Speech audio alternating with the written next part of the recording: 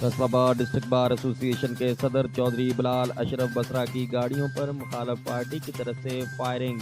चौधरी बिलाल अशरफ बसरा का चचाजाद भाई एहतशाम बसरा गाड़ी में थे, जबकि फायरिंग की वजह से 2 अफराद शदीद जख्मी। जख्मियों में से एक जाँ बहक हो गया, दूसरे की हालत नाजुक बताई जा रही है।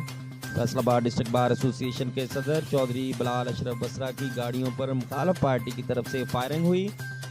फायरिंग से 2 अफराद शदीद जख्मी हुए, एक मौका पर जाँ बहक हो गया, जबकि दूसरे की हालत नाजुक बताई जा रही है। कैमरामैन टीम के साथ Haji Amin Khokhar, channel 1/1 news HD Faisalabad.